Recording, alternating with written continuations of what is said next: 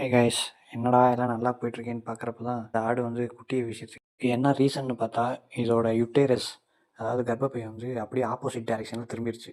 அதனால் குட்டி போட முடியாமல் ரொம்ப கஷ்டப்பட்டுச்சு.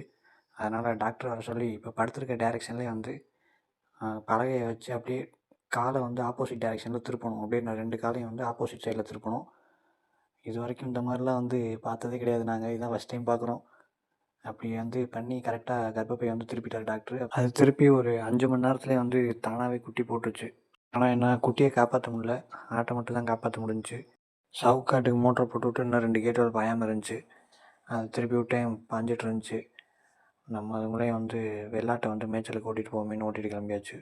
அப்புறம் ஒரு 3 மணி நேரம் கழிச்சு போய் பார்த்தா தண்ணி கீழே போயிடுச்சு. இதுக்கு மேலே விட்டா வெறும் மோட்டராக ஓடிடுமேன்னு சொல்லி மோட்டரை நிப்பாட்டியாச்சு. மோட்டர்லாம் நிப்பாட்டிட்டு சரி கொஞ்ச நேரம் உட்காருவோமேன்னு சொல்லி உட்காந்துருந்தேன். நான் இருக்க பிளேஸில் வந்து எப்படி சவுண்டு இருக்குங்கிறத மட்டும் வந்து ஒன்ஸ் பாருங்கள்.